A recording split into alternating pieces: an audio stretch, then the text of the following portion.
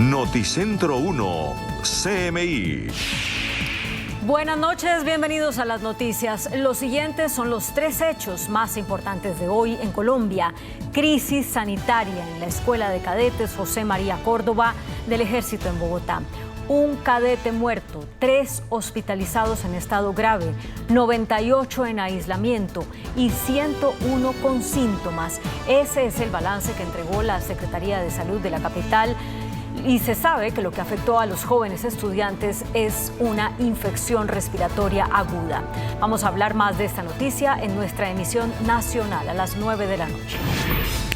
En respuesta a la Procuraduría General de la Nación, el canciller Álvaro Leiva afirma que acatar la suspensión en su contra corresponde al presidente Gustavo Petro y dice que dejar sus funciones podría constituirse en abandono del cargo.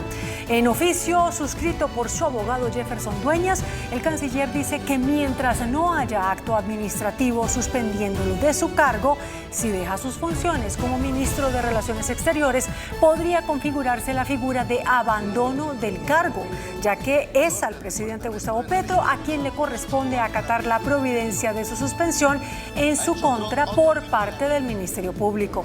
Ampliación de esta noticia en nuestra emisión nacional a las 9 de la noche. El Contralor General en funciones, Carlos Mario Zuluaga, aseguró que hubo un bloqueo de parte de la organización Pan Am Sports. La Contraloría hizo ese pronunciamiento en el marco de las indagaciones que hace a los responsables en Colombia por la pérdida de la sede de los Juegos Panamericanos. Vamos a hablar más de esta noticia en nuestra emisión nacional a las 9 de la noche. Las siguientes son las noticias más importantes del mundo hoy. Palacio de Buckingham confirma que el rey Carlos III tiene cáncer. El monarca suspende toda su agenda y se someterá a tratamiento. Carlos cumple mañana 9 meses desde su coronación. Prensa británica advierte que podría ser uno de los reinados más cortos de la historia. Presidente Maduro lanza amenaza en Venezuela. Vamos a ganar por las buenas o por las malas, dice. 2 días de luto en Chile tras los devastadores incendios. Senado de Estados Unidos aprueba polémica ley migratoria. Ahora enfrentará a la Cámara. El Palacio de Buckingham confirmó que el rey de Inglaterra, Carlos III, fue diagnosticado con cáncer. Hasta el momento no se ha revelado qué tipo de cáncer padece el monarca. Solo se descartó que se trate de cáncer de próstata. En un comunicado, el Palacio Real de Inglaterra informó que el rey Carlos III, durante el reciente procedimiento hospitalario para un agrandamiento benigno de la próstata, se observó otro tema de preocupación. Las pruebas de diagnóstico posteriores han identificado una forma de cáncer. El monarca británico continuará con sus funciones como jefe de Estado, pero se alejará de sus compromisos públicos durante el tratamiento. Según la información proporcionada, el palacio comunica que el rey se muestra optimista en su tratamiento y espera volver a desempeñar plenamente sus funciones públicas lo antes posible. Buckingham no reveló qué tipo de cáncer padece el rey, pero informó que no es cáncer de próstata. La semana pasada, Carlos III fue dado de alta del hospital después de una cirugía por agrandamiento de la próstata, una condición que el palacio describió como benigna. Existe un mecanismo constitucional para cuando el jefe de Estado no puede llevar a cabo los deberes oficiales. En estas circunstancias se pueden nombrar consejeros de Estado para sustituir al monarca. En la actualidad, esa lista de consejeros incluye a la reina Camila, el príncipe de Gales William, la princesa Ana y el príncipe Edward. De igual manera, medios británicos comunicaron que el príncipe Harry, quien vive en Estados Unidos, habló con su padre y viajará a Reino Unido para verlo en los próximos días. Y luego de conocerse la enfermedad del rey, medios británicos advirtieron que este podría ser uno de los reinados más cortos en la historia británica y se activaron de manera preventiva todos los protocolos de una posible sucesión. El rey Carlos III es el heredero de la corona y el príncipe de Gales con más años de servicio, convirtiéndose en la persona de mayor edad en acceder al trono británico tras la muerte de su madre, la reina Isabel II, el 8 de septiembre del año 2022. Pero fue hasta el 6 de mayo del año 2023 que se llevó a cabo su coronación en la abadía de Westminster, por lo que lleva tan solo 9 meses en el trono. En caso de que el rey Carlos III empeore su estado de salud y abdique o muera, el primer sucesor al trono sería su hijo mayor, William, el actual príncipe de Gales. Y el segundo, que le sigue en la línea de sucesión, sería el príncipe George de Gales, nieto del actual monarca e hijo de William. En la historia del Reino Unido, el reinado más corto ha sido el de Eduardo VIII, tío de la reina Isabel II, con solo 325 días en el poder sin siquiera ser coronado. El presidente de Venezuela, Nicolás Maduro, dijo que por las buenas o por las malas va a ganar las elecciones presidenciales de este año. En el marco de una multitudinaria conmemoración del intento de golpe de Estado a Hugo Chávez en 1992, el actual mandatario Nicolás Maduro aseguró que él ganará las elecciones presidenciales de este año. Escuchen, escuchen, escuchen, que de este lado siempre el equipo gana y vamos a ganar por las buenas o por las malas. Ahí se los dejo. Según un acuerdo en octubre firmado en Barbados entre el gobierno venezolano y la oposición, las elecciones deberían celebrarse en la segunda mitad del año 2024 con la presencia de observadores internacionales. Además, la justicia debería permitir que potenciales candidatos como María Corina Machado apelen su inelegibilidad. Sin embargo, el Tribunal Supremo de Justicia confirmó su inhabilitación hace 2 semanas. Casi 3 millones de venezolanos. En consecuencia, Estados Unidos anunció que en abril establecería las sanciones al petróleo y al gas que había suspendido tras el acuerdo de Barbados. En Chile no cesa la alerta por los incendios. El número de muertos aumenta a 122, por lo que el presidente Gabriel Boric decretó 2 días de duelo nacional. En Chile, el número de fallecidos en los devastadores incendios que azotan la región de Valparaíso, a 100 kilómetros al oeste de Santiago, aumentó a 122, de los cuales solo 32 han podido ser identificados. En esta región se encuentran desplegadas 17 brigadas de bomberos, 1.300 soldados y voluntarios civiles que ayudan a combatir las llamas, pero también a los damnificados que lo perdieron todo, por lo que el presidente Gabriel Boric decretó 2 días de duelo nacional. Quiero comunicarles que he decretado duelo nacional por 2 días, porque es Chile entero el que sufre y llora a nuestros muertos. Y desde la región de Valparaíso, le envío un abrazo solidario y mis más sentidas condolencias a cada una de las víctimas que ha perdido un ser querido y también a quienes han perdido sus casas, sus recuerdos, sus pertenencias. Por su parte, desde el Vaticano, el Papa Francisco también pidió rezar por los muertos y los heridos. Esta ola de calor que agobia estos días al cono sur, donde el fenómeno climático natural del Niño se agudiza por el calentamiento global provocado por la actividad humana, deja un total de casi 40.000 personas afectadas por la destrucción de viviendas. Nayib Bukele se autoproclamó reelegido, pese a que el Tribunal Supremo Electoral anunció que tiene problemas para finalizar el conteo oficial de votos en El Salvador. Aunque el Tribunal Supremo Electoral de El Salvador tiene problemas para finalizar el conteo de votos, según la institución, Nayib Bukele lleva la delantera con 1.662.313, a comparación de sus rivales. El Frente Farabundo Martí para la Liberación Nacional logró el apoyo de 139.025 y la Alianza Republicana Nacionalista con 122.926. Ante la dificultad presentada en el conteo, los resultados deben ser ratificados en un escrutinio final con las actas físicas, un proceso que tarda varios días. Pero Bukele se adelantó y se autoproclamó reelegido y celebró su victoria. Además, ratificó que continuará luchando por la seguridad del país. En toda la historia del mundo, desde que existe la democracia, nunca un proyecto había ganado con la cantidad de votos que hemos ganado este día.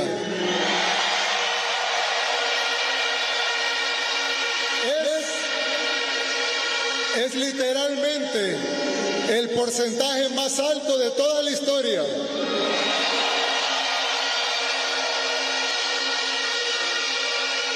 Es la diferencia entre el primero y el segundo lugar más alta en toda la historia. Hay quienes que no están de acuerdo con que sea reelegido, ya que la modalidad de seguridad que utiliza viola los derechos humanos. El gobierno de Cuba retrasó el aumento de la gasolina que elevaría el precio en un 500%. La decisión se da luego de que fuera cesado el ministro de Economía, Alejandro Gil. Según los portavoces, las medidas de ajuste en la isla quedan aplazadas hasta nuevo aviso. California, en los Estados Unidos, declaró el estado de emergencia debido a las lluvias torrenciales que han causado graves inundaciones. Desde una sequía que desencadenó restricciones de agua a fuertes lluvias que han provocado inundaciones, caída de árboles, deslizamientos de tierra, cortes de electricidad, cientos de evacuados y cierre de escuelas. Así se encuentra el estado de California, Estados Unidos, lo que ha ocasionado estado de emergencia, ya que peligran al menos 14 millones de personas por un fenómeno conocido como río atmosférico que causa gigantescas tormentas acompañadas de lluvias, nieve y vientos. Las autoridades han emitido órdenes de evacuación para residentes en 8 condados, incluidos Los Ángeles y Santa Bárbara. El Servicio Meteorológico Nacional advirtió que la tormenta podría dejar récords históricos de lluvia, por lo que insta a la población a tener precaución. Las autoridades meteorológicas chinas renovaron la alerta naranja por tormentas de nieve en el centro del país. Esto tras las fuertes nevadas y las bajas temperaturas que han provocado el cierre de carreteras, accidentes de tráfico y la suspensión de trenes en algunas zonas. Las autoridades han movilizado maquinaria quitanieve y personal para garantizar la seguridad vial y han pedido a la población tomar precauciones y evitar viajar durante estos días. Israel se acerca cada vez más a su objetivo. La defensa israelí bombardeó el cuartel general de la brigada de Khan Yunis de Hamas. La defensa de Israel, en una de sus redadas, desmanteló el cuartel general de Hamas. En el lugar encontraron un centro de entrenamiento y las oficinas de su comandante Mohamed Sinwar, el líder del grupo terrorista palestino. El ejército israelí explicó que terroristas de Hamas que se encontraban atrincherados cerca del lugar abrieron fuego contra ellos y fueron neutralizados por francotiradores. Desde principios de diciembre, las tropas israelíes centran su ofensiva dentro del enclave en Khan Yunis, principal ciudad de la franja, y bastión de Hamas en el sur. Por su parte, el primer ministro de Israel, Benjamin Netanyahu, anunció que la guerra en la franja de Gaza no terminará hasta la muerte de los dirigentes de Hamas, lo que aseguró que llevará meses, no años, pese a nuevos combates en las zonas del norte, centro y previamente bajo dominio militar. El secretario general de la ONU, Antonio Guterres, anunció la creación de un comité independiente para evaluar la neutralidad de la Agencia de Naciones Unidas para los Refugiados de Palestina. Esto tras acusaciones de Israel sobre 12 trabajadores de la organización que supuestamente participaron en los atentados de Hamas el pasado 7 de octubre. El grupo de trabajo iniciará labores el 14 de febrero y evaluará si la Agencia de Naciones Unidas para los Refugiados palestinos está haciendo lo necesario para garantizar la neutralidad y responder a las denuncias de infracciones graves cuando éstas se presenten. Las autoridades de Río de Janeiro, en Brasil, declararon estado de emergencia de salud pública en plena víspera del carnaval. Esto ante el alto contagio de dengue en la ciudad, que supera los 10.000 casos desde que comenzó el 2024. La alcaldía de Río de Janeiro presentó un plan de contingencia para enfrentar la epidemia, que incluye crear un centro de operaciones de emergencias, montar 10 puntos de atención específica que estarán distribuidos por toda la ciudad, reservar camas para los pacientes con dengue en los hospitales públicos y fumigar las regiones con mayor incidencia de casos. En el mundo se empezaron a comercializar las gafas de realidad virtual que marcan una experiencia de transición entre la realidad y el entorno digital.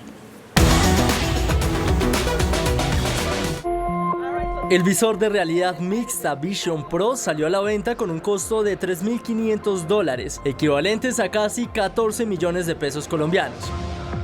Este visor está fabricado en un cristal pulido que permite visualizar correctamente el exterior, acompañado de un cuerpo en aluminio que la recubre. La correa es textil, adaptándose a distintos tamaños al ser bastante flexible.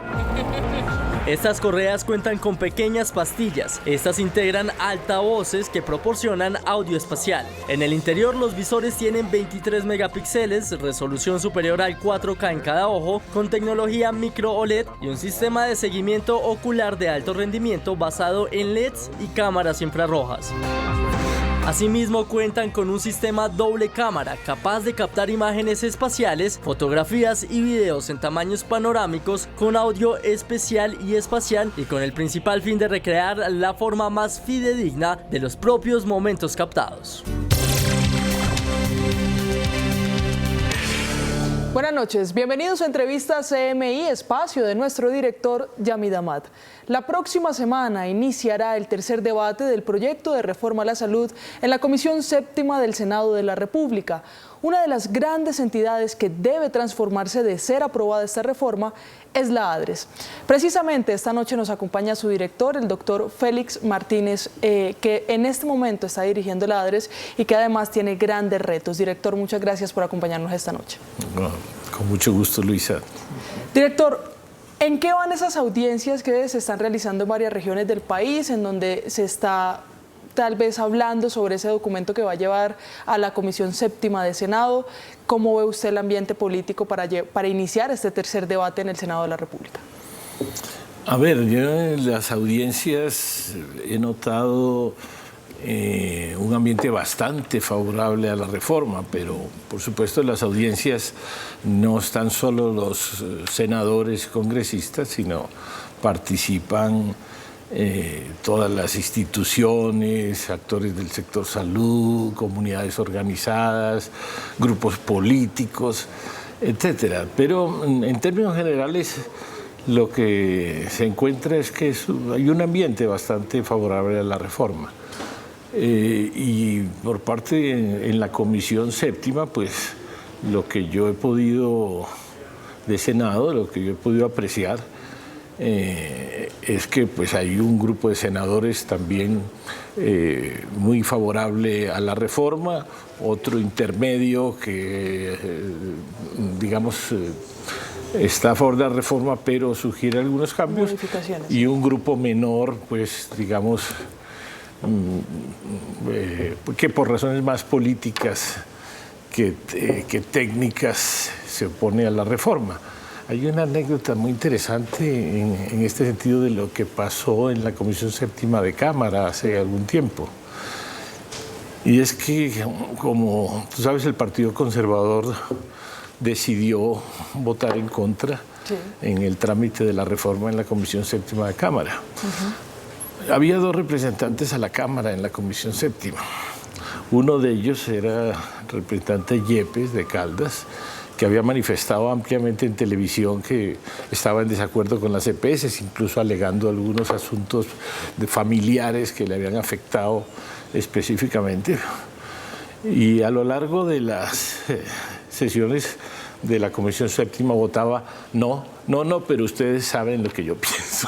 El partido me mandó, pero ustedes saben lo que yo pienso. Pero puede pasar algo similar en la Comisión Séptima de Senado. Seguramente en algunas posiciones de algunos partidos puedan ser de esa misma índole, pero quisiera finalizar la anécdota porque otro congresista conservador que también votó no durante todas las sesiones, al final, cuando la comisión votó que se convirtiera en proyecto de ley para pasar a la plenaria, pidió la palabra, no había hablado casi más que votar, ¿no?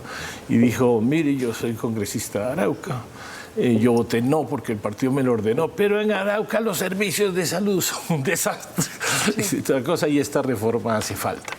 Entonces uno encuentra que donde quiera que hay procesos bastante regionales, hay un apoyo muy grande a la reforma, y que las oposiciones, digamos, a la reforma en sí, no a las decisiones políticas del partido, está más en los centros urbanos, clases medias altas, y los senadores y representantes que representan estos grupos. Y encuentra uno como esa característica Pero especialmente, director, las EPS, quienes han advertido y aseguran que para este tercer debate sí se deben hacer grandes modificaciones, como es el proceso de quién va a gestionar el riesgo. No se meten tanto con la tesorería, pero pues sí hay una duda de si la ADRES tiene la capacidad de realizar todos estos procesos. Voy a empezar por la última pregunta, Luis. Hay dos etapas en lo que plantea la ley para la tesorería, o sea, para los pagos a las clínicas y hospitales. La primera etapa contempla la ley en la etapa de transición. El ADRES haría giro directo a los prestadores, pero el giro directo lo ordenan las EPS. Es como una nómina que cada EPS pasa. Simplemente dicen de mis recursos que me corresponden este mes per cápita por mis afiliados, gírele tanto a tantos hospitales y clínicas. El ADRES consolida eso, ya lo hace en el régimen subsidiado y hace los giros en la primera semana de mes en el régimen subsidiado a todas las clínicas y hospitales. Hacer esto en el régimen contributivo no es ningún problema para nosotros, ya hay toda la experticia, la organización, hasta el software desarrollado para mover el giro directo sin ningún problema. Más adelante cambiarían las cosas cuando se conviertan en gestoras, porque entonces ya las cuentas llegarían simultáneamente al ADRES y a las gestoras. El ADRES haría un anticipo a los hospitales, un pago preliminar mejor, sobre el 85% del valor y esperaría la auditoría de la gestora para pagar el saldo restante. Si por alguna casualidad la auditoría desautoriza un valor superior a ese 15% que se le retuvo, tampoco habría ningún problema porque las clínicas presentan cuentas todos los días y si en una cuenta se pagó de más, en la siguiente se le descontaría. Pero bueno, ya hay eso sí sería el pagador único que propone a mediano plazo, pues en la segunda etapa la reforma. Esos son los desafíos y el desafío que ya no tenemos, para el que se decía que el ADRES no tenía capacidad, y yo mismo lo dije, es cuando en el proyecto inicial, pero que cambió la Comisión Séptima, se le entregaba al ADRES la auditoría de todas las cuentas del país. Ahí sí yo dije, esto me implica abrir oficinas en todo el país, montar auditorías en todos los departamentos y obviamente el ADRES necesitaría un proceso. Pero la auditoría se la devolvió a las gestoras la Comisión Séptima de Cámara, de modo que ya no es una responsabilidad del ADRES ese proceso tan complejo. La auditoría la harían las gestoras y el ADRES solo pagaría y tendría sí la capacidad de hacer una auditoría de segundo piso, un control a las auditorías que hacen las gestoras, pero no auditaría todas las cuentas del país, que era cuando yo manifesté eso, para eso no estamos listos.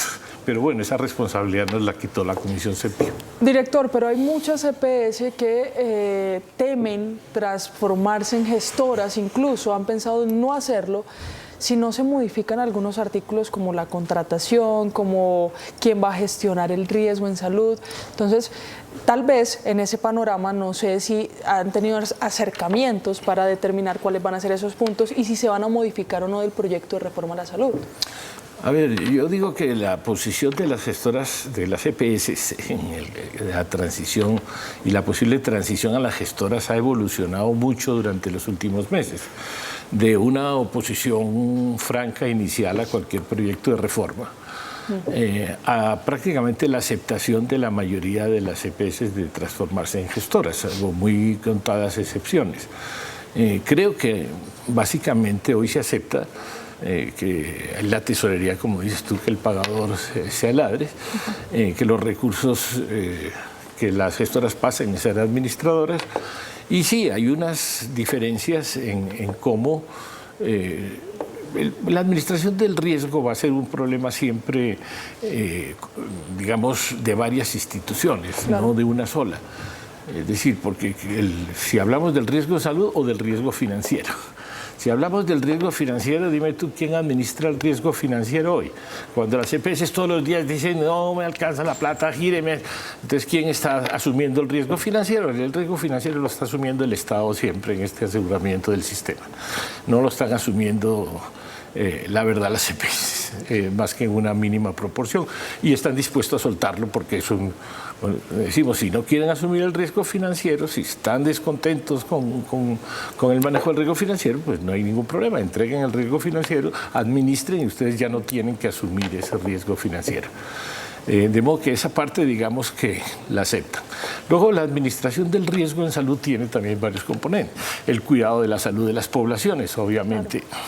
Eso se hace digamos, en el centro de atención primaria, en la base, en el pueblo, en el barrio, en la vereda, es donde hay que cuidar la salud de la gente. Hasta la última referencia de pacientes y el manejo de los pacientes crónicos adecuado, que obviamente donde las gestoras van a tener un papel mucho más importante.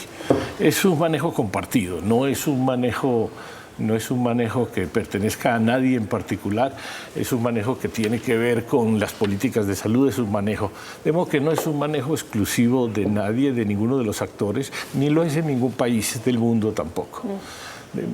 En eso, digamos, hay mucho discurso, pero es muy fácil.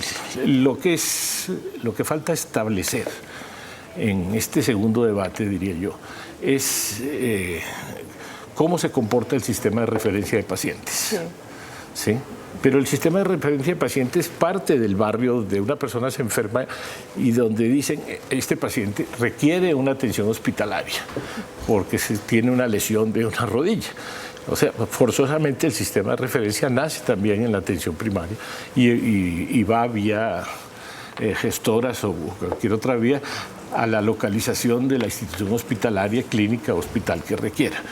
Pero lo más importante de un sistema de referencia y contrarreferencia también es devolver después el paciente, porque lo operan, pero el paciente vuelve a la casa y está en el barrio y ahí puede requerir unos cuidados de enfermería y puede requerir unas visitas de fisioterapeuta y unos cuidados domiciliarios. Entonces, hay que entender que los ciudadanos que van a las clínicas, que van a los hospitales, vuelven a su casa en lo posible, porque si no vuelven es muy grave. ¿Sí? Y ahí van a requerir cuidados posteriores. Y esos cuidados vuelven a ser parte de la atención en el sitio donde vive. Sí. Director, y usted toca un punto muy importante al inicio de esa respuesta y es la situación o el riesgo financiero, quién lo está asumiendo. Y es que en los últimos meses grandes debates se abrieron entre ustedes como Gobierno Nacional y la EPS por esa situación financiera, incluso al punto de hoy la mayoría de EPS declararse en crisis financiera. ¿Qué está pasando? ¿Cuáles son los cálculos que ustedes tienen? ¿Sí están en una crisis financiera las EPS? Yo no creo que se pueda hablar de crisis financiera del sistema claramente. Y tengo que ser claro en esto. Las EPS, en la información presentada ante el Ministerio de Salud, bien las 3 EPS cuando hubo aquella comunicación de septiembre que presentaron y hicieron unas mesas técnicas con el Ministerio, no demostraron el incremento de servicios y costos que hiciera necesario un reajuste de la UPC del año anterior. Desafortunadamente, en la información para el incremento de la UPC de este año, solo 4 EPS presentaron información completa, calificada técnicamente para poder calcular la UPC. Esto es triste. De 28 EPS, 4 entregan información sobre sus gastos y servicios. Esto es inaudito. Y esa información no da para demostrar que se requieren incrementos mayores, daba para un incremento del 7% apenas, de modo que el gobierno tuvo que decir, no, de acuerdo a la ley, garanticemos inflación más los puntos de inclusión de la UPC, porque las cifras que entregan las EPS no dan. Entonces, hay un discurso de que no me alcanza el dinero, no me alcanza el dinero, pero las cifras que demuestran de servicios y costos no revelan eso. Pero también hay otros problemas serios con cómo se maneja el dinero en las EPS, que es lo que motiva también la reforma de la ley. ¿Qué pasa con la integración vertical? Es decir, cuando las EPS se convierten, y no quiero generalizar, pero hay algunas que se han convertido en un alimentador de los negocios de la compañía. Sí. Es decir, si todos los negocios son integrados, son de mi compañía y la EPS es el que le paga y hace rentables los negocios de la compañía. Luego la EPS presenta pérdidas, pero todos los negocios de la compañía tienen unas utilidades enormes. Eso se llama transferencia de precios o transferencia de utilidades. Otras simplemente reparten con socios, con amigos, los contratos. Entonces, cuando hay toda esa... Cuando otras ponen a rentar el dinero en los bancos y no le pagan a las IPS. Entonces, cuando hay tantos problemas del manejo del dinero en el sistema, no es fácil decir no me alcanza. Okay. ¿Sí? No es fácil decir no me alcanza. Director, si le entendí bien, la intención de la reforma a la salud es acabar ese negocio. Director, la motivación del proyecto de reforma a la salud o de la reforma a la salud que ustedes proponen es acabar ese negocio de las EPS. A ver, sí hay una intención del gobierno en acabar hagan lo que les provoca con la plata y esta plata manéjenla como si fuera privada. Son recursos públicos de todos los colombianos que el gobierno pretende recuperar el control sobre los mismos. Cuando haya un pagador único se sabrá exactamente en qué se gasta, porque todo lo que el ADRES paga es público. Se pagó esto por esta cirugía en este municipio y a esta IPS y por este valor.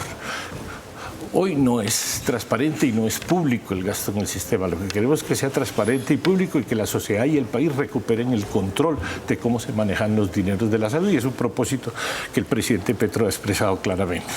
Y que los partidos políticos, quiero decir, en las primeras negociaciones con el Partido Liberal, el Partido Conservador y el Partido de la U, pusieron sobre la mesa.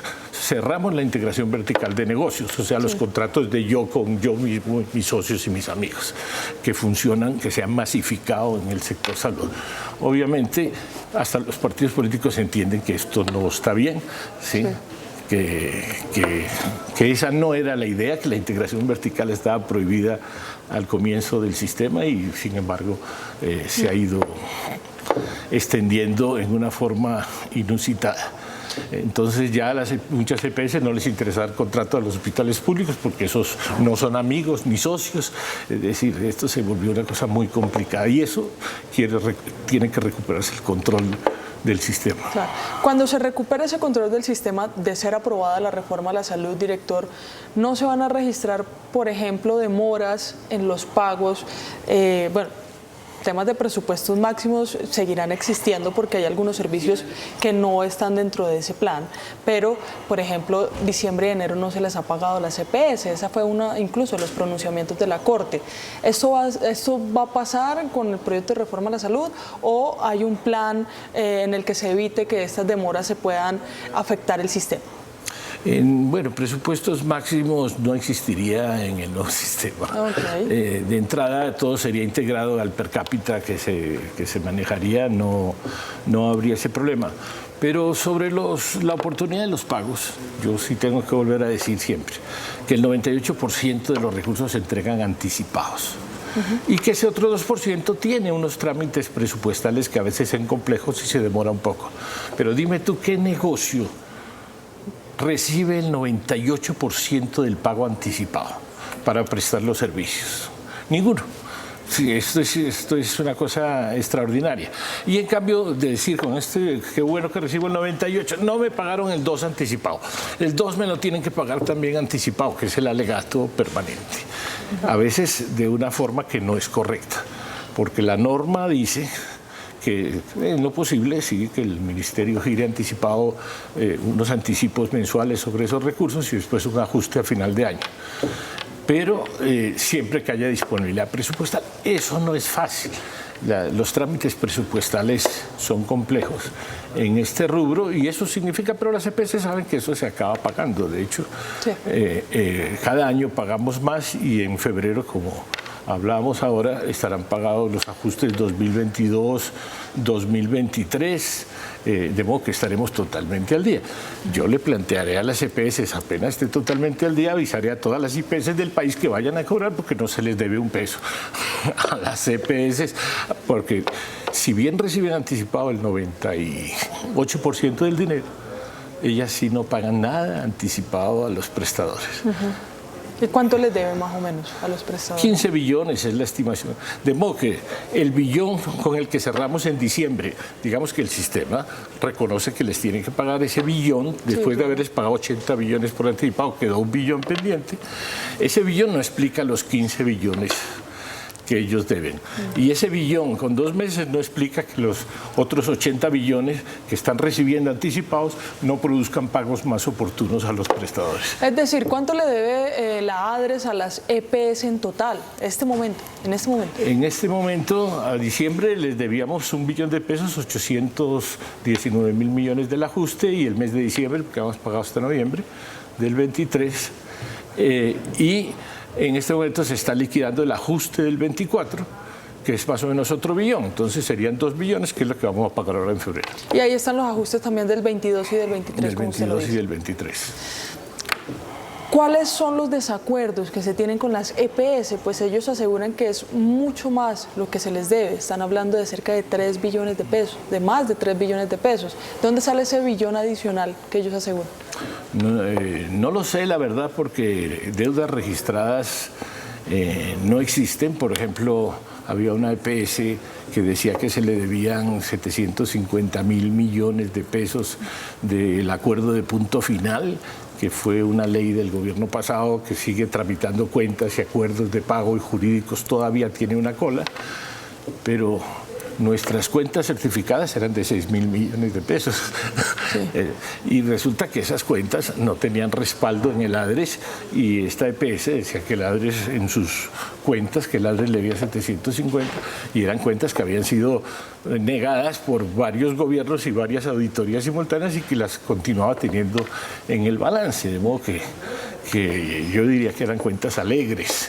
Y que en alguna forma les interesaba seguir manteniendo y volviendo a presentar cuentas para llegar a la vigencia de diciembre en el balance otra vez con una cuenta por cobrar, que en la práctica iba a ser nuevamente glosada y rechazada porque ya lo había sido. De modo que hay muchas cosas ahí que no se manejan con toda la claridad debida, y el Estado no reconoce esas cuentas. Pero, director, la misma Corte les ha solicitado que se hagan los pagos de manera oportuna, que además algunos pagos podrían ser insuficientes, y que incluso esa posible insuficiencia pudo llevar a una crisis financiera a varias EPS. ¿Qué responderle a la Corte? Pues, a ver, vuelvo y te digo, presupuestos máximos no son sino el 2% del gasto en salud, ¿sí? Entonces, insisto, el 2% con unos retrasos de unos meses no explicaría de ninguna forma una crisis financiera de reforma. Hay otro alegato de las EPS que dicen que la UPC es insuficiente, o sea, que el pago grande, el que va anticipado, que la UPC, y hay estudios que presentan de unos expertos, de otros, pero también hay estudios como uno que contrató a NIF con la Asociación de Actuarios de Estados Unidos, que es muy importante, que dice que es más que suficiente. Entonces, en estudios pasa un poquito lo de, que puede decir uno, cada estudio es como alguna cosa que pasa con las encuestas, según quien la encargue salen los resultados. Es decir, no hay credibilidad en la mayoría de los estudios del sector. Y yo lo que tengo que aclarar ahí es que la metodología actuarial de estudios de la UPC, como la metodología de presupuestos máximos, no fueron originados en este gobierno. Ambas metodologías vienen de gobiernos anteriores. De modo que este gobierno no ha cambiado las metodologías de cálculo ni de la UPC ni de los presupuestos máximos. Director, usted dice que no hay credibilidad en los estudios que se realizan en medio o en el sistema de salud para determinar cuáles son las cifras reales de deuda, de demanda, de frecuencias. Si no hay credibilidad, ¿es porque tal vez el sistema de salud está politizado? Bueno, no creo que ese sea el punto fundamental de la no credibilidad. El punto es de transparencia. Lo que no hay es transparencia entre las cifras de unos y otros. Y por eso yo específicamente le pedí a la Contraloría una auditoría forense para que se vea dónde está, cuánto se dio y cuánto se debe. Revisen las cuentas, porque no puede ser que las EPS estén todo el día diciendo que les debe y nosotros no tengamos esos registros contables. Entonces le dijimos, señores Contraloría General de la República, díganos vengan y revisen a ver cuáles cuentas son ciertas y cuáles no. Ustedes también solicitaron que tal vez se pueda levantar el velo corporativo a las EPS. ¿Eso va a pasar? ¿En qué avanza? Es una solicitud expresa que ha hecho el señor ministro. ¿Sí? En la medida del problema de la integración vertical que describía antes, Luisa, en la medida que no se sabe que entran los dineros a una EPS y salen hacia otros negocios de esas empresas, y eso debe ser claro para el país y transparente también.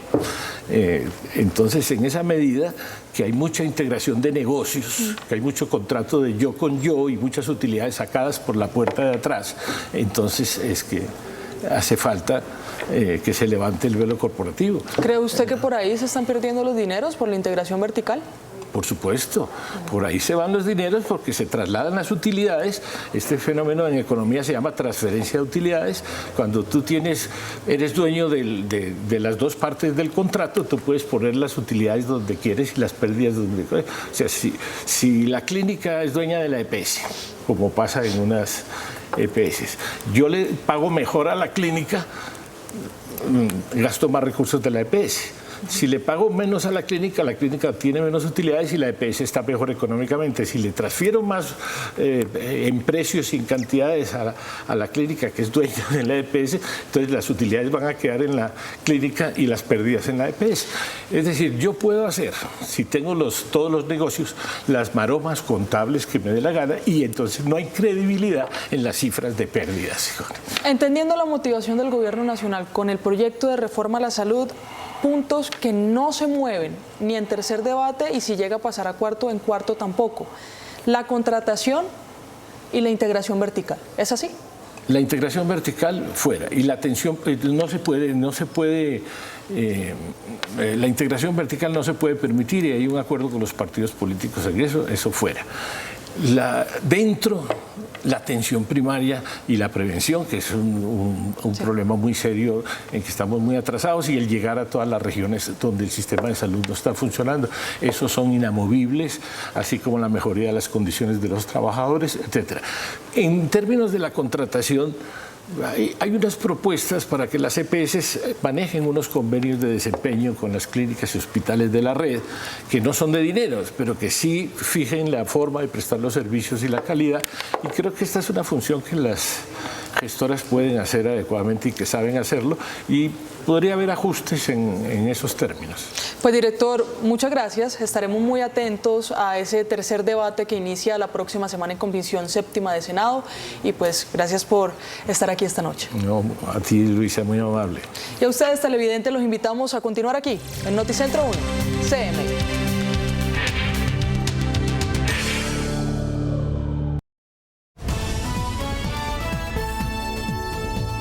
Noticentro 1, CMI.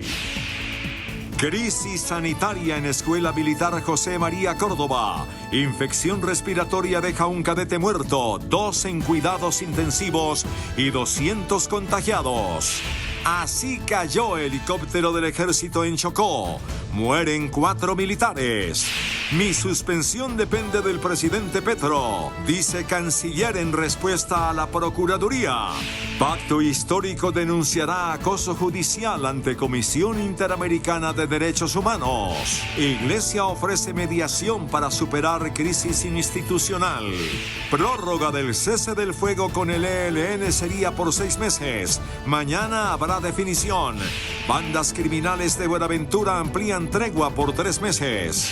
Contralor denuncia bloqueo de Panam Sport para quitarle sede de los Panamericanos a Colombia. Avanza reforma agraria. Se han comprado 270.000 hectáreas de tierra en año y medio. ¿Qué pasa con los comparendos cívicos? Nadie los paga. Banco de la República aumenta expectativa de inflación. Terminará en 5.9% en 2024, dice. Ahorro de colombianos en fondos de pensiones alcanza cifra récord. Se desploma ingreso económico de los jóvenes en Colombia. Diagnostican con cáncer al rey Carlos III de Inglaterra.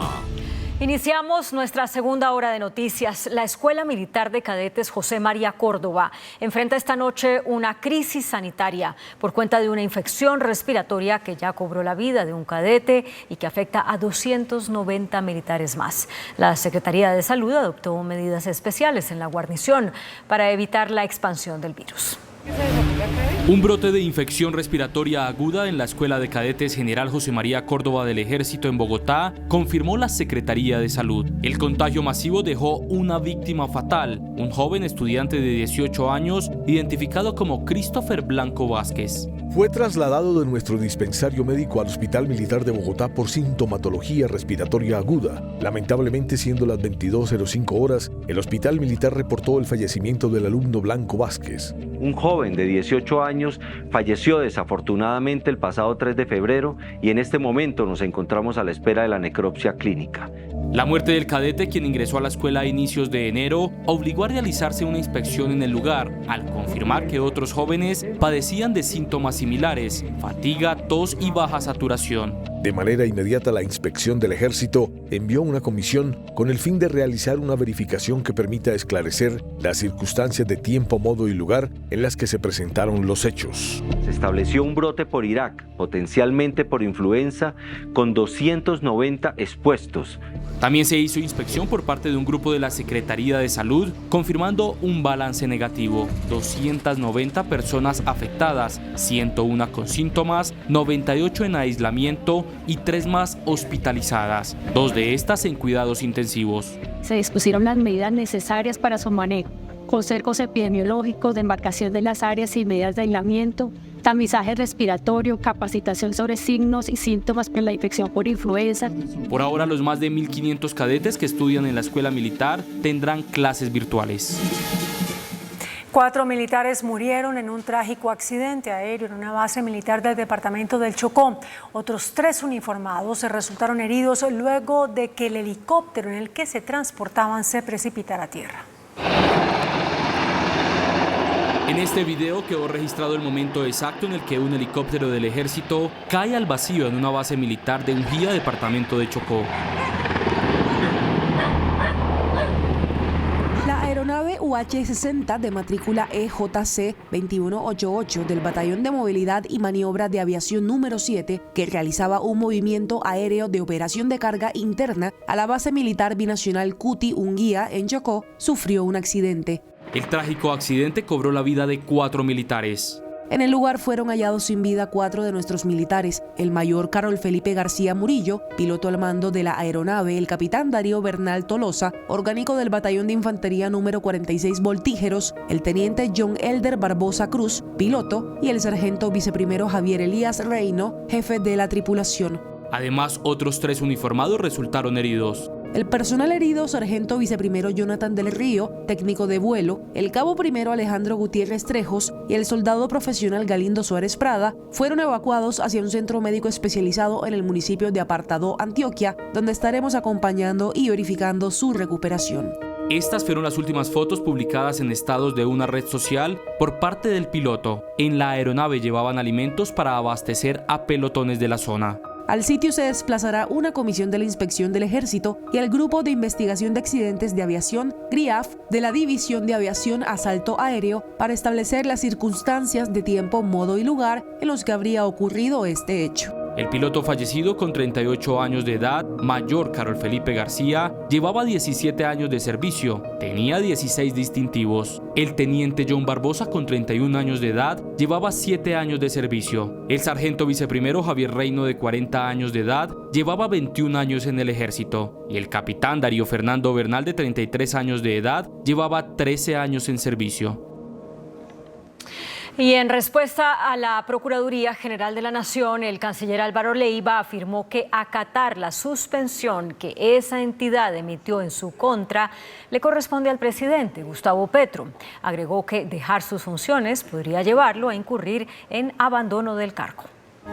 Mediante este oficio firmado por su abogado Jefferson Dueñas, el canciller Álvaro Leiva le responde al procurador delegado Ernesto Jesús Espinosa la conminación que le hizo para que abandone el cargo. y haga caso de la suspensión de 3 meses que le hizo la Procuraduría General de la Nación. En un documento de respuesta, el canciller dice que, como puede advertirse, es al señor presidente de la República, en su condición de nominador del Ministerio de Relaciones Exteriores, a quien corresponde dar cumplimiento a la precitada providencia. Y más adelante agrega: en cuanto concierne al disciplinado, como siempre ha sido su norma de conducta, estará presto a cumplir con los mandatos que le imponen la Constitución y la ley, pero aclara que, de manera que precisamente por ello no puede separarse del ejercicio de sus funciones sin que exista un acto administrativo que así lo protocolice por parte de su nominador, es decir, el presidente de la República, so pena de verse expuesto a investigaciones por el abandono del cargo e incumplimiento de sus deberes funcionales. En otras palabras, hasta tanto el presidente de la República expida un decreto suspendiéndolo, el canciller seguirá en su cargo.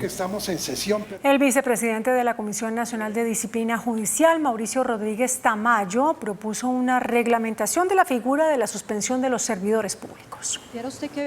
Sin mencionar el caso coyuntural, el del canciller Álvaro Leiva, el magistrado Rodríguez expresó que Colombia debe reglamentar la suspensión de los servidores públicos cuando ellos pongan en riesgo los recursos de la nación. Pero ¿qué hacemos cuando estamos frente a actuaciones de un servidor público que evidentemente están poniendo en peligro el patrimonio público?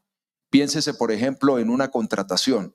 Evidentemente hay unas alarmas. Una medida que podría explorarse es la posibilidad que en esos casos también la autoridad disciplinaria pudiera, con base en unas condiciones mínimas, decretar la suspensión del servidor público, cuando está de por medio el tema del patrimonio público. La propuesta la hizo en un foro convocado por la Contraloría, el mismo donde el ex viceprocurador Carlos Gómez le hizo este llamado al gobierno. Porque es que uno se encuentra con cosas tan curiosas, repugnantes al Estado de Derecho, como que un servidor público ordena en un proceso disciplinario la suspensión de un funcionario y quien la debe ejecutar se hace el loco y no la ejecuta.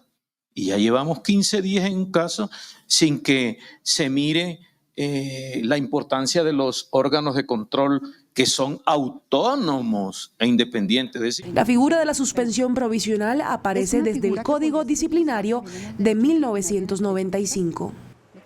La bancada del Pacto Histórico solicitará una visita de la Comisión Interamericana de Derechos Humanos para que documente la presunta persecución de la Fiscalía al gobierno del presidente Gustavo Petro. El presidente Gustavo Petro denunció que la Fiscalía buscaría judicializar al gerente de su campaña presidencial, Ricardo Roa, y a otras personas cercanas. Esto como parte de una persecución de la Fiscalía y de Francisco Barbosa, a lo que incluso Petro llamó como una ruptura institucional. La bancada del Pacto Histórico dice que la Fiscalía no da garantías. Y es un intento de investigarle al propio Gustavo Petro, a los que lo rodean, en una suerte de pesquisa política contra el gobierno.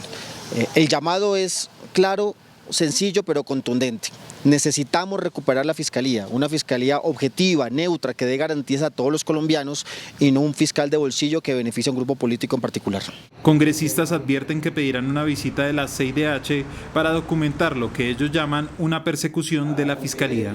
No nos oponemos a que la justicia actúe, pero sí nos oponemos a que actúe de manera sesgada y con un claro interés político. Los parlamentarios piden celeridad en la elección de la nueva fiscal general de la Nación.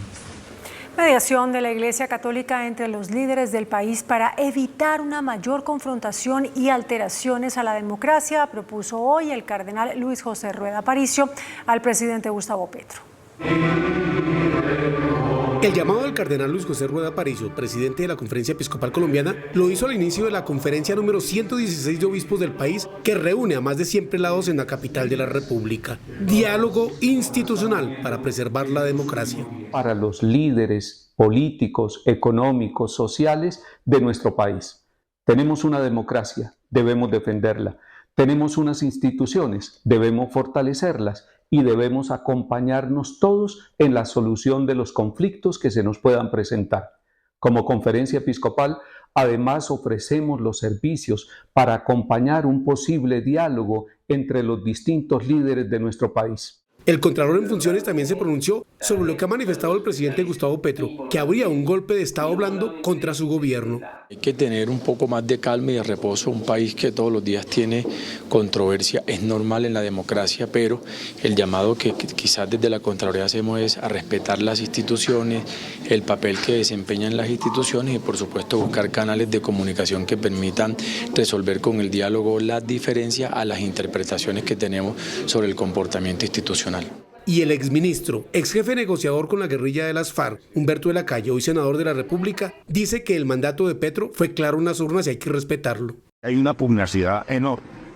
Lo primero, yo no creo que nadie quiera tumbar a Petro salvo unos loquitos. Yo reitero, todas las fuerzas, formales e informales, están aceptando la legitimidad del gobierno del señor Petro, que ganó las elecciones, y yo creo que eso no se debería discutir. El llamado entonces desde diferentes sectores, la Iglesia, la Contraloría y el Congreso de la República, es a que se preserven los canales institucionales y se retome la vía del diálogo para que haya así colaboración armónica entre los poderes, como lo manifiesta la Constitución Política de Colombia. La presidenta del gremio Aliadas manifestó la preocupación de sus afiliados por un posible efecto en la inversión que traerían los choques entre el presidente de la República e instituciones como la Fiscalía y la Procuraduría. Hacer un llamado a invitar a nuestros líderes a nivel nacional, a todos los directores de las instituciones que lideran el país, a que hagamos un ejercicio de comportamiento y respeto y cordura, de serenidad. Este llamado que hace la presidenta de la Alianza de Asociaciones y Gremios de Colombia, María Claudia Lacotir, resume la preocupación de los empresarios tras los mensajes del presidente Gustavo Petro en los que señala una presunta ruptura institucional. ¿Este tipo de confrontaciones de las cabezas de las instituciones puede afectar los negocios o la economía? Una de las variables más importantes para generar crecimiento en el país, que tanto se necesita y que va a ser un desafío en el 2024, es la certidumbre. Necesitamos cada vez más lograr que se tenga confianza en el país para lograr mayor inversión. Respetando los límites que a este llamado gremial se sumó también en las últimas horas el presidente de la ANDI y del Consejo Gremial, quien a través de un video difundido en redes pide respeto por la separación de poderes. El Sindicato del Magisterio defendió la legalidad de los aportes económicos que entregó a la Colombia Humana y anunció que marchará el próximo jueves para pedir celeridad en la elección de la nueva fiscal. El jueves 8 de febrero, los sindicatos del país saldrán a las calles, principalmente para exigir la pronta elección de fiscal. Hoy se requiere y se necesita que inmediatamente la Corte Suprema de Justicia pueda designar la fiscal general de la Nación, también en respaldo al gobierno del cambio, al gobierno que hoy encabeza el señor presidente Gustavo Petro. El exdirectivo de FECODE también afirmó que las manifestaciones se dan por las investigaciones realizadas a ese sindicato por presuntamente girar dineros a la campaña del hoy presidente Gustavo Petro.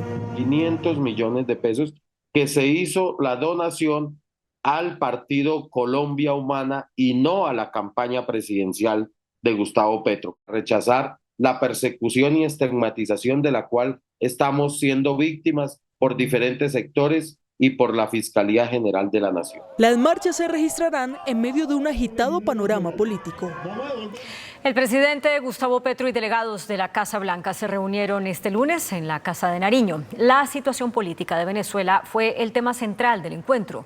El gobierno estadounidense habría pedido al mandatario colombiano mediar en la crisis democrática del vecino país. El presidente Gustavo Petro se reunió con Juan González, delegado de la Casa Blanca para América Latina, y Jonathan Feiner, consejero de Seguridad Nacional de Estados Unidos. Uno de los temas centrales del encuentro, que se extendió por 40 minutos, fue la situación política en Venezuela, tras la inhabilitación de varios líderes de la oposición, entre ellos María Corina Machado. El presidente Gustavo Petro... Estados Unidos habría solicitado en el encuentro los buenos oficios del presidente colombiano para mediar en la crisis diplomática que vive el vecino país por los incumplimientos del gobierno de Nicolás Maduro en los acuerdos con la oposición. La paz total, la política antidrogas y la migración en el hemisferio también estuvieron sobre la mesa.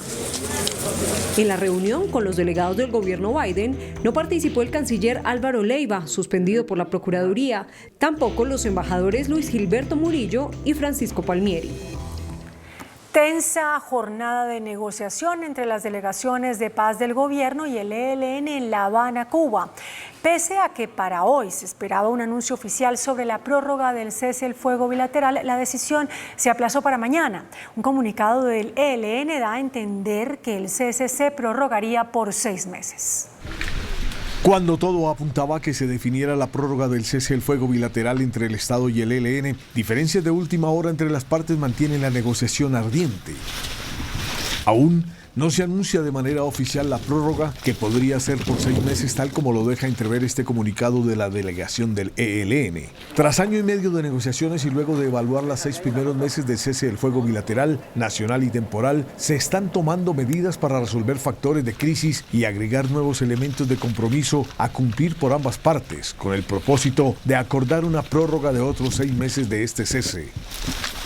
El comunicado de los helenos llega con un anuncio que genera polémica y es la posible conformación de un fondo de financiación para los acuerdos firmados entre las partes. Avanzan los diferentes acuerdos parciales sobre participación de la sociedad en el proceso de paz y alivio humanitario en zonas críticas, que junto al cumplimiento del cese el fuego demandan mayores esfuerzos de implementación. Para respaldarlos, se está considerando convocar a donantes para construir un fondo que soporte el cumplimiento de estos acuerdos. Hay que recordar que ligado a la prórroga del cese del fuego bilateral está el anuncio de suspensión de los secuestros por parte del ELN y el cronograma de posibles liberaciones de las personas que están en poder del grupo subversivo. A través de un video enviado a los medios de comunicación, las llamadas autodefensas gaitanistas o el Clan del Golfo ratificaron su voluntad de unirse a la paz total. Dijeron que el único canal de comunicación es por intermedio de los abogados de ellos. El que habla es alias Julián Quinto, integrante de la línea de mando de las autodefensas. Dice que ese grupo sigue interesado en vincularse a la paz total y que espera que el gobierno también tenga voluntad de paz. La tregua entre las dos bandas delincuenciales en Buenaventura, los chotas y los espartanos, quedó prorrogada por 3 meses más. Hasta el 5 de mayo se extendió la tregua que vienen sosteniendo la estructura de chotas y espartanos que operan en el casco urbano de Buenaventura. Que esperamos que esa tregua, que continúa siga dando frutos para la vida, siga desescalando el conflicto, siga bajando homicidios, siga bajando extorsiones, siga bajando hurtos. Frente al año pasado se tiene una cifra de reducción del 70% en hechos violentos en la ciudad. Hay que saber que hay conflictos también entre familia o personas que a lo mejor tienen algún enredo y lo solucionan de mal manera, pero todo no es chota y espartano el conflicto entre todos. Hemos demostrado, tanto como chotas y espartanos, de que se puede reducir la violencia y es darle como una enseñanza a los demás grupos. En esta segunda fase se llevarán a los barrios ofertas institucionales que permitan eliminar las causas que hacen que las personas participen en hechos delictivos. Necesita que la paz llegue a las comunas, llegue a los barrios, pero que llegue convertida a través de oportunidades para todos los jóvenes, para todas las personas que hacen la guerra. Necesitamos que en Buenaventura se invierta, no solamente en temas de seguridad, sino que se invierta también en alimentación, en deporte, en cultura. Lo de hoy es la continuidad de la primera fase que se pactó en agosto de 2023 en el marco del espacio de conversación sociojurídica que tenía el objetivo de reducir la violencia en Buenaventura. El gobernador de Bolívar, Yamil Arana, pidió apoyo al gobierno nacional, esto luego del recrudecimiento de los combates entre el ejército y el Clan del Golfo en el sur del departamento. La crisis en materia de orden público por cuenta de los combates entre disidencias de la FARC, ELN y Clan del Golfo en municipios como Arenal, Morales, Cantagallo y Santa Rosa, sur de Bolívar, cada vez es peor, denunció hoy el gobernador de Bolívar, quien hizo un llamado al gobierno para que intervenga de manera definitiva esa parte del departamento. Hemos realizado 3 consejos de seguridad. Uno de esos en el sur de nuestro territorio, hemos hecho presencia, hemos visitado, hemos hecho seguimiento, pero esto sobrepasa sin duda la capacidad institucional del departamento de Bolívar y sin duda alguna necesitamos ayuda del gobierno nacional. La disputa por el control del territorio ha dejado en medio a la población civil y las familias desplazadas ya son más de 180. Por control del territorio. ¿Y por qué quieren controlar el territorio? Porque en nuestro sur del departamento es rico en oro. Ahí tenemos minas donde se extrae y generan utilidades alrededor de 300.000 millones de pesos anuales, y ya se dieron cuenta los grupos ilegales que no estaban en la zona y por supuesto están ingresando a la zona. El mandatario además pidió la liberación en medio de los combates de la líder social secuestrada el fin de semana en el municipio de Cantagallo, quien además era reincorporada y que fue raptada junto a otra persona quien apareció sin vida horas más tarde.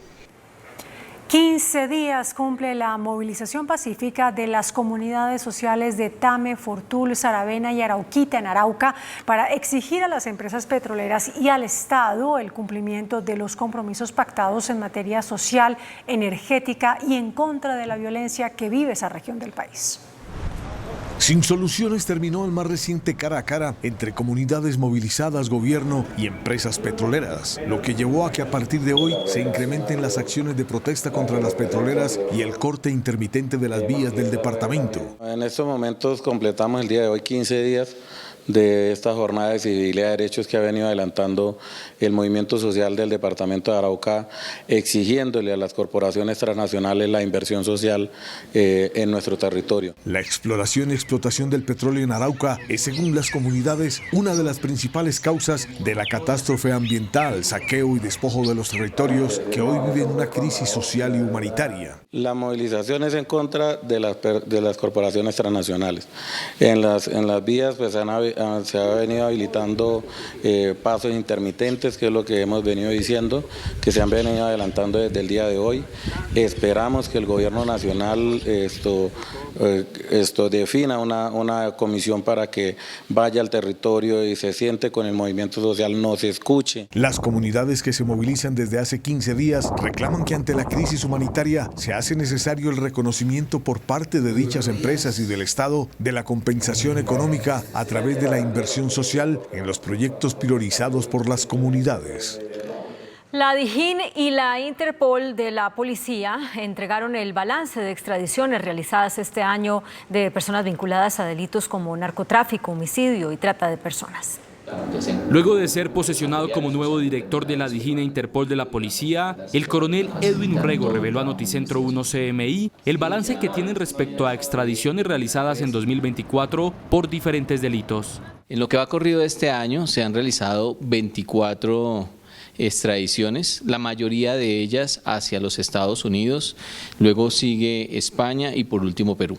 El 2023, uno de los años cuando más personas se extraditaron. El año pasado se realizaron 292 extradiciones hacia diferentes países. Justo en la tarde de hoy fue deportado hacia Alemania un sujeto dedicado a enviar cocaína a ese país. Se trata de Pouya Maumini. Este es un ciudadano iraní alemán. Esta persona estaba siendo solicitada.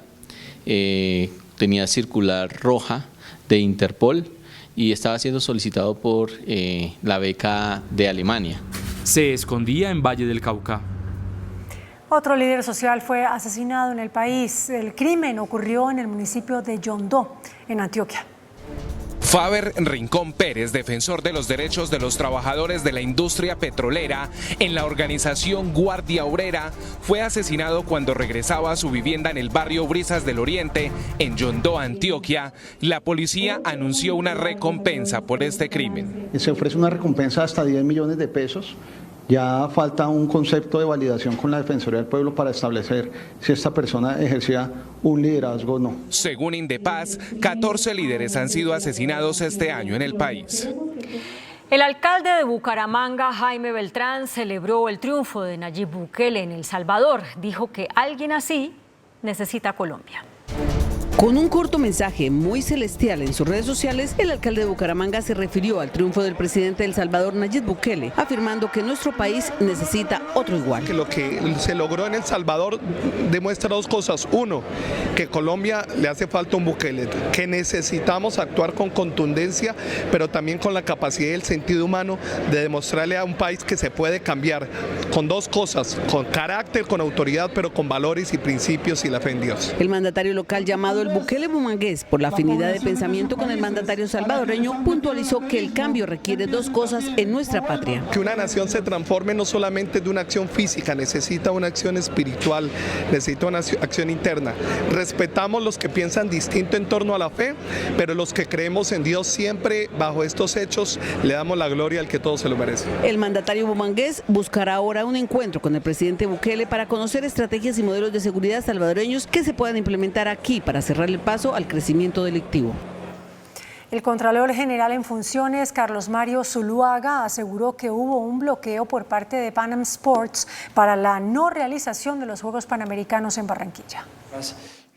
Aunque la Contraloría indaga quiénes fueron los responsables locales de la cancelación de los Juegos Panamericanos, defiende la idea de que los gobiernos tuvieron la voluntad para pagar. Detectar cuáles han sido los hechos reales, las causas que produjeron el presunto incumplimiento del contrato al que habla Pan Am Sport, que además lo ha declarado de manera unilateral, pese a que el gobierno, tanto el local como el nacional, manifestaron de manera expresa la posibilidad de cancelar, de pagar, pero hubo una bloqueada de Pan Am Sport. Zuluaga confirmó que ejerció el poder preferente para que el caso de los Juegos quede en Bogotá y no en la Contraloría de Barranquilla. Una vez cerrada la indagación preliminar, si se mantiene el detrimento patrimonial, que es la no recuperación de los recursos, y se detecta quiénes fueron los que pudieron haber ocasionado de manera directa el incumplimiento, se apertura un proceso de responsabilidad fiscal vinculando exclusivamente a los responsables que terminen siendo concluidos en esa indagación. Hubo una tragedia en medio del precarnaval en el Atlántico. Una niña de 14 años murió y 49 personas quedaron heridas al volcarse el bus que las transportaba. En el bus viajaban integrantes de 3 grupos folclóricos que de Cartagena llegaron al municipio de Malambo. Bailarines de Estrellas del Caribe, Nueva Revelación y Arroz Barato retornaban a la capital de Bolívar después de una tarde de baile de mapalé y champeta. Nora Luz Ballestas Cuestas, una menor de 14 años, es la víctima mortal de este lamentable accidente. Su directora, Olga Pérez, herida en el accidente, narró a Noticentro 1 CMI lo que ocurrió con el conductor que se perdió en la carretera. Cuando nos embarcamos en el bus veníamos todo bien, pero el conductor traía a alguien que le venía guiando por EPS para guiarlo, para llegar a la ciudad de Cartagena, porque se metió por el lado que no era. Se metió por una vía que no era, no por donde nosotros nos fuimos, sino fue por otro lado. Estábamos perdidos. Cuestionó la directora del grupo folclórico que además de estar perdido, el conductor iba a exceso de velocidad. Pero sí llevaba una velocidad y también varias veces los bailarines, músicos y nosotros como docentes le llamamos la atención porque iba muy rápido y porque iba perdido. La madre de la menor fallecida contó en medio de lágrimas que se quedó esperando a su pequeña en Cartagena. Llamó, fue la muchacha que estaba con ella, llamó a la abuela y le dijo que ya, como a las 5 y pico le dijo que ya venían en camino. Yo me puse feliz, yo dije me voy a parar a hacerle su comida a la niña ahora que salga, que ya llegue, ya encuentre su comidita caliente. En 3 clínicas de Barranquilla se recuperan los heridos. La Procuraduría hizo un llamado a la Junta Nacional de Bomberos para agilizar la aprobación del presupuesto que permitirá la atención oportuna de emergencias. El Ministerio Público le hizo un llamado al ministro del Interior como presidente de la Junta, la instancia nacional que aprueba los proyectos que se financiarán con el Fondo Nacional de Bomberos y que imparte lineamientos sobre la materia. Mientras el presupuesto 2024 no se apruebe, pues no puede funcionar en su plena capacidad la Dirección Nacional de Bomberos, que es el órgano operativo de esa Junta Nacional de Bomberos. El año pasado la Junta autorizó recursos por más de 85.000 millones de pesos. La Procuradora también pidió que se habiliten con prontitud 18 vehículos de bomberos que se encuentran en una bodega. Es que los vehículos están disponibles para entrar en operación y le vamos a estar haciendo seguimiento a la entrega de efectiva para que se realice lo antes posible. El director de la Agencia Nacional de Tierras, Gerardo Vega, reportó que van 270.000 hectáreas de tierra compradas. Con la oficialización de su renuncia, el director de la Agencia Nacional de Tierras, Gerardo Vega, anunció un balance positivo en la compra de tierras en lo que va del gobierno. A la fecha se llega a la cifra de 270.000 hectáreas, de las cuales 160.000 son compras directas. 108.000 hectáreas corresponden a recuperadas a través de procesos administrativos. 35.000 familias han recibido nuevas tierras por este concepto. Otras 75.000 familias se han formalizado en procesos que incluyen 1.7 millones de hectáreas. Mañana finalmente se estarán entregando cerca de 1.700 hectáreas más que fueron donadas por la Fundación Crecer en Paz en Montes de María. En la bodega de la agencia en la localidad de Puente Aranda, en Bogotá, reposan más de 83.000 expedientes de los últimos 60 años, de los cuales cerca de 60.000 no hubo reclamantes y en 8.000 ya habían muerto. Esas 66.000 pasan a archivo y nos quedan 2.891 que siguen activas. Con la salida de Vega se espera la llegada de Juan Felipe Arman, exalcalde de Villavicencio. El ex candidato presidencial Oscar Iván Zuluaga pidió cambiar el juez de su proceso en el caso por supuesta financiación irregular de Odebrecht en su campaña presidencial en 2014. El ex candidato presidencial Oscar Iván Zuluaga fue citado nuevamente ante la justicia para responder por los aportes que habría hecho Odebrecht a su campaña. En la audiencia, la fiscalía buscaba arrancar el juicio en su contra. Oscar Iván Zuluaga Escobar, en calidad de autor mediato, instrumentalizó a su hijo David Zuluaga Martínez y a la campaña para que con base en ello falsificaran el informe de ingresos y egresos de campaña. Sin embargo, el juicio no pudo arrancar, pues Zuluaga pidió el cambio de su juez, argumentando falta de competencia. Bajo esas condiciones, señora juez, esta fiscalía considera que usted es competente para adelantar el presente proceso. Y solicito se rechace las consideraciones. Mañana se resolverá la petición de Zuluaga. La Procuraduría profirió pliego de cargos contra Adriana Barragán, exdirectora de la empresa 472. Barragán irá a juicio disciplinario por posibles irregularidades en el cumplimiento de un laudo arbitral que ordenaba el reinicio de un contrato con la firma Tranexco S.A. De 73.000 comparendos cívicos que se impusieron el año pasado a ciudadanos por incumplir la normativa de consumo de drogas en Bogotá, solo 1.500 fueron cancelados.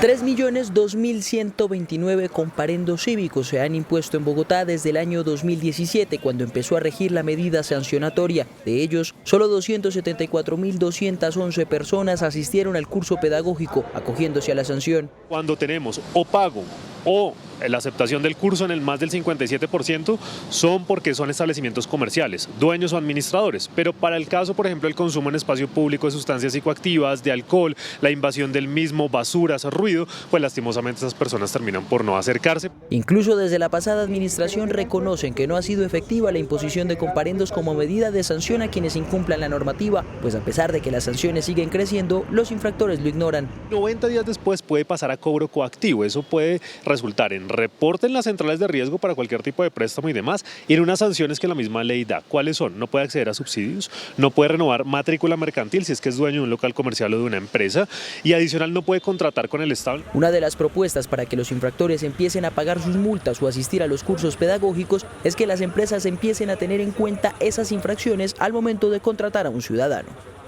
Las autoridades investigan un violento robo a un grupo de ciclistas en La Calera, municipio de Cundinamarca. 4 personas fueron víctimas de otras personas que estaban armadas, que les quitaron objetos avaluados en 140 millones de pesos. Un grupo de 4 ciclistas que hacían una ruta por el municipio de La Calera en zona rural fue víctima de robo masivo.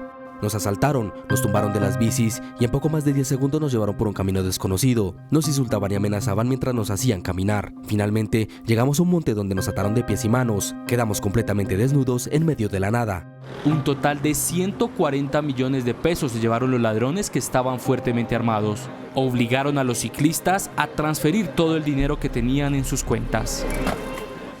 Comerciantes del sector de la calle 13 con Caracas, en el centro de Bogotá, alertan a la policía por vendedores informales que están comprando celulares robados a plena luz del día. Calle 13 con Avenida Caracas, localidad de Los Mártires, centro de la capital del país. A plena luz del día, esta escena es cotidiana. ciudadanos vendiendo celulares aparentemente hurtados a algunos vendedores ambulantes del sector, incluso los hurtan en ese mismo punto de la ciudad. Los comerciantes que están haciendo la denuncia dicen, venga, es que aquí cada 5 minutos llega un delincuente con un celular robado. Cada 5 minutos aparece un delincuente con un celular robado para ponerlo en venta. Desde el Consejo recibieron la denuncia de los atemorizados comerciantes y alertan a la alcaldía para tomar acciones más contundentes en ese punto, donde desde hace muchos años se sabe que la comercialización de celulares robados es alarmante. La policía, la fiscalía y la Secretaría de Seguridad puedan evidenciar de dónde se están comercializando esos celulares, de dónde están viniendo. Entonces, certificados de procedencia. ¿Usted por qué tiene esos celulares? ¿Dónde los adquirió? ¿Cuál es su proveedor? Los comerciantes que tienen sus establecimientos al margen de la ley esperan la llegada de operativos contundentes en ese sector de la ciudad, pues han sido amenazados en repetidas ocasiones por quienes aún continúan vendiendo celulares robados.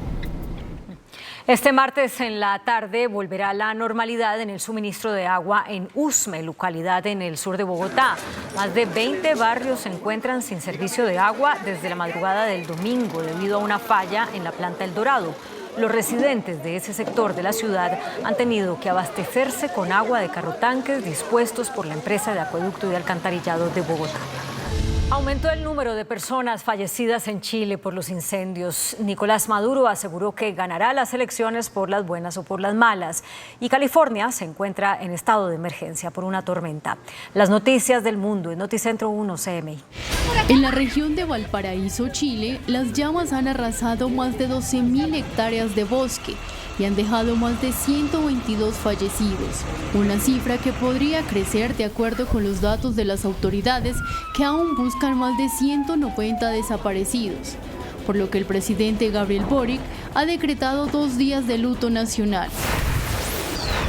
El presidente de Venezuela, Nicolás Maduro, asegura que ganará las elecciones presidenciales por las buenas o por las malas, ante cualquier circunstancia o invento imperialista oligárquico.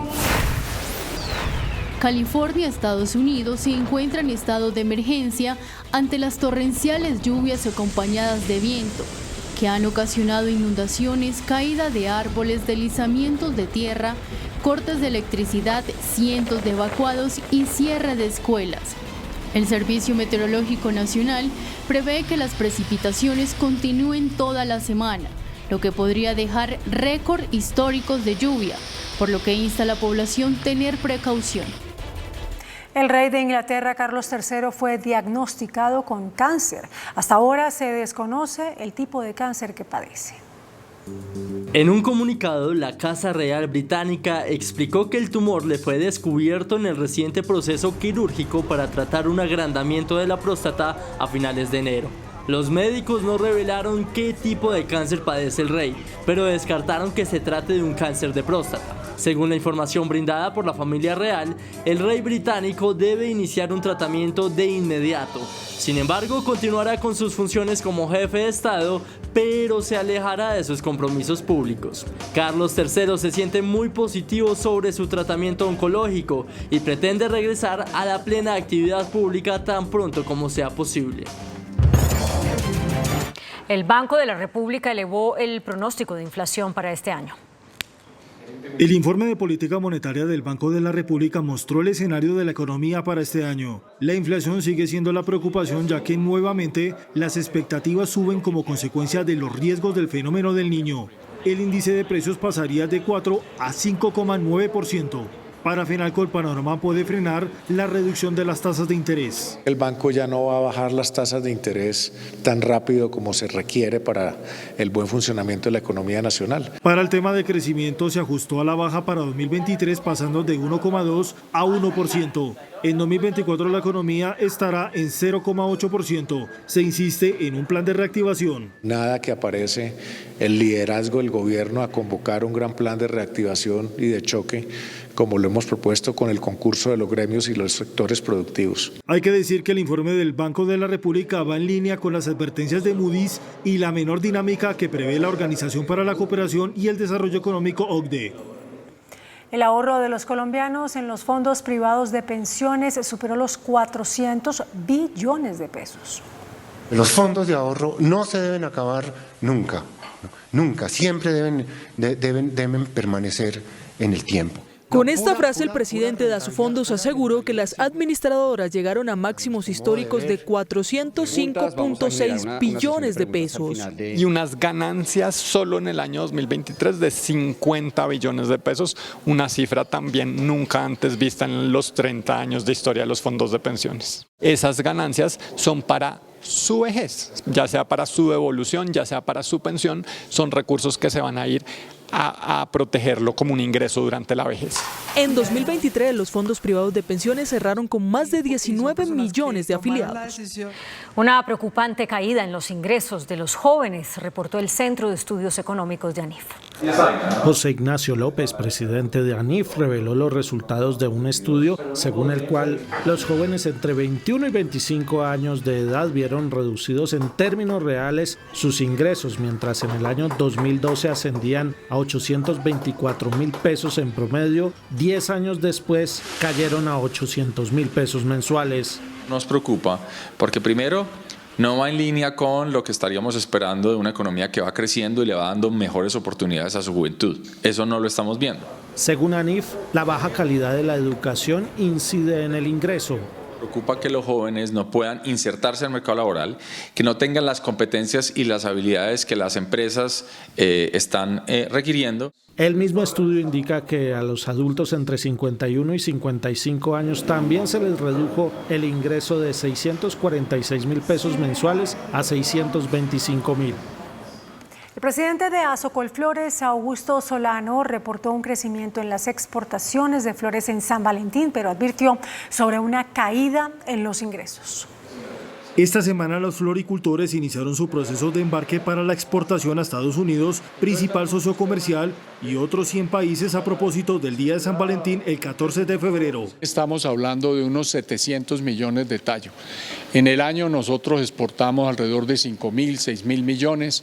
Para muchos esta temporada representa el 15% y más de las exportaciones del año. Pese a las cifras que serán muy similares a las ventas externas a 2023, para este año los ingresos serán menores si se tiene en cuenta que la tasa de cambio alcanzó los 4.800 pesos y hoy se ubica entre 1.900 pesos, 18,7% menos. Y un 40% más de costo laboral según los incrementos de los últimos 3 años. De manera una situación difícil, pero pues que esperamos enfrentarla bien y que cambie la tendencia. Se destaca el Plan Pétalo en materia logística para la exportación de flores y el cual recibió reconocimiento del Banco Interamericano de Desarrollo BID.